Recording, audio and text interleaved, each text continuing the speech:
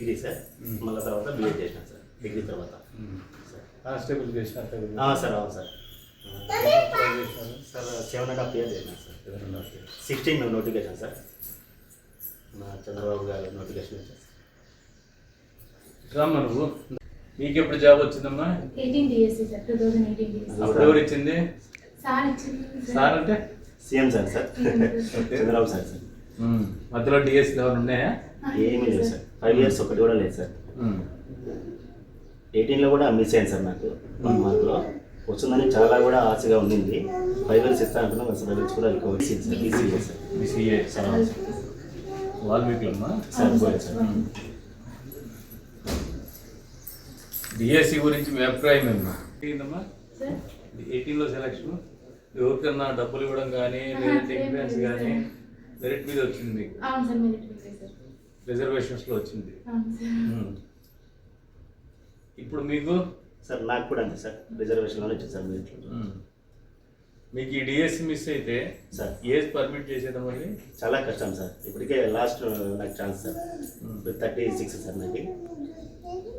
మరి ఇప్పుడు అలిగేషన్స్ వస్తున్నాయి కదా సార్, అవన్నీ మనకు తెలిసిందే కదా సార్. చాలా దారుణం సార్. నిజాన్ని మనం దాచి అబద్ధాన్ని ప్రచారం చేయడం అనేది చాలా తప్పు సార్. వాస్తవానికి నోటిఫికేషన్ అయితే చాలా పారదర్శకంగా జరిగింది సార్. ఎగ్జామ్ పెట్టడం కానీ, నోటిఫికేషన్ స్టార్ట్ అయినప్పటి నుంచి ఎగ్జామ్ పెట్టడం, అంత CBT విధానంలో పేపర్ లీక్ అవ్వడం ప్రచారం కూడా అది కూడా. మీకు రిజర్వేషన్లో వచ్చిందా, స్పోర్ట్స్ కోటాలో వచ్చిందా? నాకు రిజర్వేషన్ వచ్చింది సార్. BCA sir. ఎగ్జామ్ ఎట్లా కండక్ట్ చేసినారు సార్? ఎగ్జామ్ వచ్చేసి CBT విధానంలో కంప్యూటర్ బేస్డ్ టెస్ట్ సార్. దాదాపుగా 13 సెషన్లు అట్లా పేపర్లో సెట్ చేశాను సార్. కంప్యూటర్ బేస్డ్ విధానంలో తెచ్చాను సార్ ఈ పేపర్. ఎక్కడైనా మీకు ఏ నాయకులు కానీ లేదంటే మధ్య అధికారులు కానీ ఏదైనా డబ్బు ప్రమేయం కానీ అధికారాన్ని ఉపయోగించుకోవడం కానీ ఈ రంగం ఏమన్నా తోడ్పాటు అందించిన సార్? అలాంటిది అనేది అవసరం సార్. కనీసం ఆలోచన ఎవరన్నా చెప్పినా? లేదు సార్, అలాంటిది సార్. నేను ఇప్పటికీ 2 ఉద్యోగాలు సాధించాను సార్. 2 ఉద్యోగాలు కూడా అలాంటి ప్రమేయం అయితే ఏం లేదు సార్. రెండు కూడా చంద్రబాబు పేరు సార్. 2 కూడా చంద్రబాబు సార్ పేరులోనే సార్. అసలు DSC patent right Chandrababu Naidu గారు గారు సార్. ఆయన డిఎస్సిలో కనీసం ఏపీఎస్సికి డిఎస్సికి తేడా తెలియదు సార్. ఆంధ్ర రాష్ట్ర ప్రజలం సిగ్గుపడాల సార్. ముఖ్యమంత్రిని చేసుకున్నాము. ముఖ్యమంత్రిగా 5 ఏళ్ళు పనిచేసిన వ్యక్తికి ఏపీఎస్సికి డిఎస్సికి తేడా తెలియనటువంటి వ్యక్తి. మీరు మందికి ఏమ్మా చెప్తాం సార్. వాస్తవాలు అయితే ఖచ్చితంగా చెప్తాం సార్. మాకు కూడా గ్రౌండ్ లెవెల్ రియాలిటీ ఎప్పుడు కూడా టీచర్స్ కమ్యూనిటీని ఎప్పుడు టచ్ చేసినా దేర్ ఫర్ చంద్రబాబు నాయుడు గారు సార్. ఎందుకంటే డిఎస్సి అనేది ఆయన పేటెంట్ రైట్. ఎప్పుడు డిఎస్సి ఇచ్చారు సార్. ఎప్పుడు జరిగినా ఆయన హయాంలో జరిగింది. దాన్ని అనవసరంగా పొలిటిసైజ్ చేసి మీ ఆత్మగౌరవాన్ని దెబ్బతీస్తారు సార్. అవును సార్. ఉద్యోగాలు వచ్చిన వాళ్ళకి ఒక రకమైన అవమానించే విధానం చేస్తారు. కష్టపడి ఉద్యోగాలు తెచ్చుకున్నాం సార్. చదివి కష్టపడి మీ తిప్పలు మీరు పడి సార్ ఉద్యోగం చేస్తూనే చదువుకున్నాం సార్. ఆయన ఏదో ఉద్యోగం ఇస్తానంటే వయసు అయిపోయి కొంతమంది రిజైన్ చేసి వచ్చినారు సార్. ప్రైవేట్ జాబ్స్ ఇదేదో చేస్తారని గట్టిగా మీరు కూడా సమాజానికి చెప్పాల్సిన బాధ్యత ఉంది మీ అందరికీ సార్. తప్పకుండా సార్ చెప్పండి.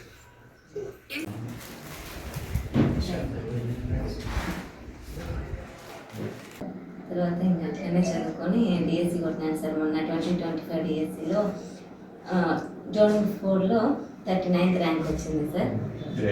మన ప్రభుత్వం ఎంతో ట్రాన్స్పరెంట్గా డిఎస్సి నిర్వహించడం వల్ల నాకు జాబ్ రావడం జరిగింది సార్. అలా రేపు అలిగేషన్స్ వస్తున్నాయి కదమ్మా, నిజంగా మీ విషయంలో మెరిట్లో వచ్చిందా మీకు, లేదంటే ఏదైనా ఇన్ఫ్లుయెన్స్ ఉండిందా, లేదంటే డబ్బు ప్రభావం ఏమైనా ఉందా, అవినీతికి ఏమన్నా? సార్ నిజంగా ఏమీ లేదు సార్. నాది మెరిట్ కావాలంటే నేను ఇప్పుడే చూపిస్తాను. నాది జోనల్ 4లో 39th ర్యాంక్ సార్. నాకు ఎటువంటి డబ్బు కానీ ఏమీ తీసుకోలేదు, ఏమి ఇన్ఫ్లుయెన్స్లు ఏమీ లేవు. నా కష్టం మీదే, నా మెరిట్ మీదే వచ్చింది సార్ ఇది. సార్ లేదు సార్, ఆ తర్వాత చాలా 2000 వచ్చిన తర్వాత చాలా సంవత్సరాలు వెయిట్ చేసినాం సార్. 8 years గా తర్వాత లోకేష్ గారి హయాంలోనే మాకు డిఎస్సి రావడం జరిగింది సార్. మరి ఇప్పుడు అవినీతి మరకలు అందించే ప్రయత్నం చేస్తుంది జగన్మోహన్ రెడ్డి వాళ్ళ పార్టీ. మీకేమనిపిస్తుంది మరి? సార్ ఇదైతే చాలా బాధాకరం సార్. ఎందుకంటే మేము ఇంత కష్టపడి సార్ దాదాపు సార్ నేను స్టడీస్ స్టార్ట్ చేసింది 2014 నుండి సార్.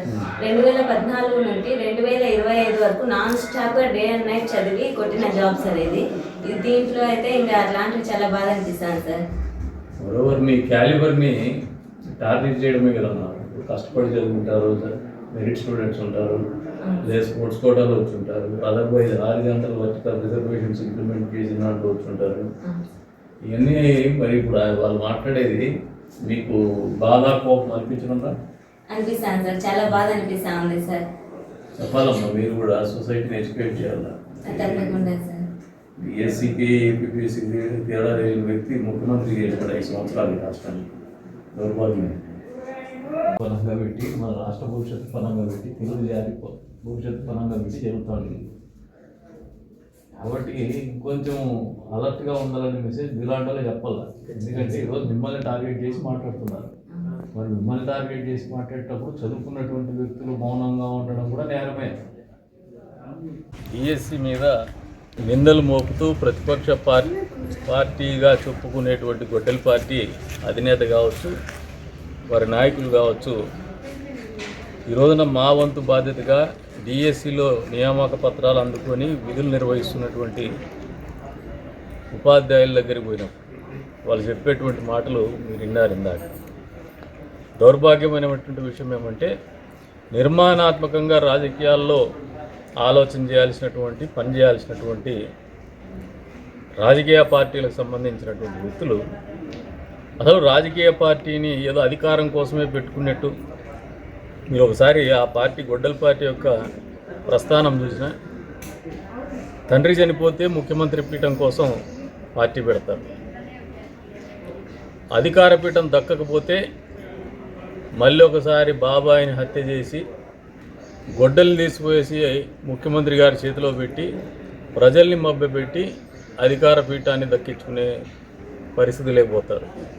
అధికార రంగాన్ని అన్నీ మర్చిపోయేసి, చెప్పిండే హామీలు కూడా మర్చిపోయేసి, ప్రజల మధ్యనికి రావాలంటే పరదాలు కట్టుకొని తిరిగి, ఆ రోడ్లో పోవాలంటే పచ్చని చెట్లను నరికేసి, ముఖ్యమంత్రిగా 5 ఏళ్ల పాటు నిర్వాహకం వెలగబెడితే ప్రజలు అసహించుకున్నటువంటి పరిస్థితుల్లో 11 సీట్లకే పరిమితం చేస్తే, మరొకసారి 2 సంవత్సరాల కాలంలో ఏమాత్రం కూడా నిర్మాణాత్మకమైనటువంటి ఆలోచనతో కానీ వ్యవహార శైలితో కానీ ప్రవర్తించకుండా గంజాయి బ్యాచ్ని కేసులు పెడితే వాళ్ళ కోసం పరామర్శ, రౌడీ షీటర్లని కేసులు పెడితే, లేదంటే కొన్ని సంఘటనలు జరిగితే దాన్ని రాజకీయం చేసేటువంటి పరిస్థితి.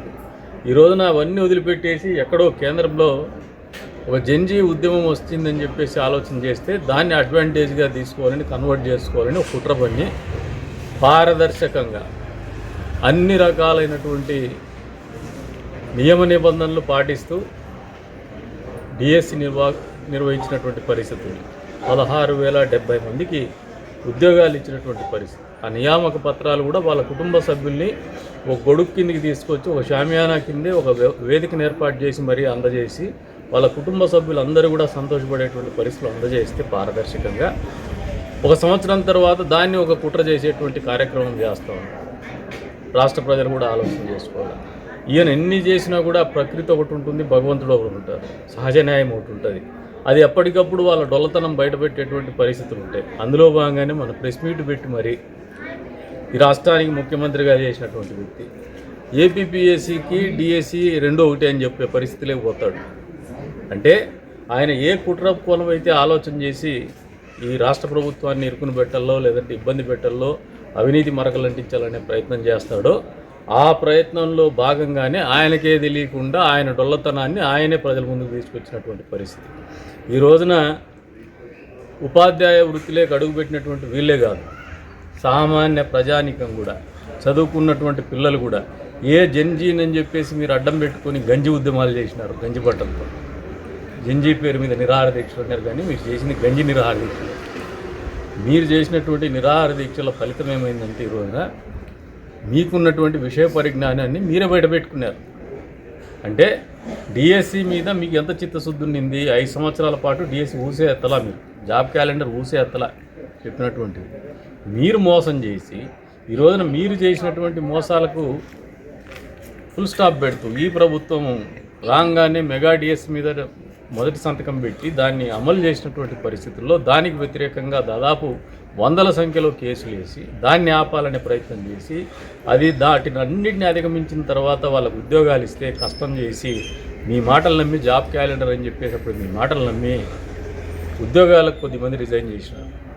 వాళ్ళ వయసు అయిపోయేటువంటి పరిస్థితులు వస్తున్నారు, భవిష్యత్తు అంధకారంగా ఉండేటువంటి పరిస్థితులు ఉన్నారు. అటువంటి వాళ్ళకి ఈ రోజున ఉద్యోగాలు వస్తే మీ రాజకీయాల లబ్ధి ఆశిస్తూ వాళ్ళను కూడా వెకిలి చేష్టలు చేసి వెక్కిరించేటువంటి పరిస్థితుల్లోకి మీరు పోతున్నారంటే ఈ రోజున ఈ రాష్ట్రంలో ప్రజలు ఆలోచన చేసుకుంటున్నారు. మీరు వెక్కిరించే ప్రయత్నం చేసి భగవంతుడు మిమ్మల్ని వెక్కిరించినాడు. అందుకనే ఏపీపీఎస్సీ డిఎస్సి ఒకటే అని చెప్పేసి ఆ ఉపాధ్యాయులకు కూడా ఒక రకమైనటువంటి ఉపశమనాన్ని మీరే కలిగించినారు. బాధపడతా ఉన్నారు వాళ్ళు, ఎందుకంటే కష్టపడి చదువుకొని మెరిట్ మీద వర్టికల్ హారిజాంటల్ రిజర్వేషన్స్ కింద స్పోర్ట్స్ కోటా కింద అన్ని రకాలుగా tamper proof system mechanism develop చేసుకుని ఉద్యోగ నియామకాలు జరిగితే వారిని అవహేళన చేసేటువంటి పరిస్థితుల్లో మీరు గంజి ఉద్యమాలు చేసినారు, గంజి నిరాహార దీక్షలు చేసినారు. వాటన్నిటికీ ఫుల్ స్టాప్ పెడుతూ ఈ రోజున ఒకటే చెప్తున్నాం, ఈ రాష్ట్ర ప్రజలు ఆలోచన చేసుకోవాలి. 5 సంవత్సరాలు ముఖ్యమంత్రిగా అవకాశం ఇచ్చినారు ఆయన, అంతకుముందు 5 ఏళ్ళు ప్రతిపక్ష నాయకుడిగా అవకాశం ఇచ్చినారు. ప్రతిపక్ష నాయకుడిగా అవకాశం ఇచ్చిన అసెంబ్లీకి అటెండ్ కాడు. ఈ రోజున అధికారం ఇచ్చినప్పుడు మాత్రం పరదాలు కట్టుకొని అందుబాటులో లేడు.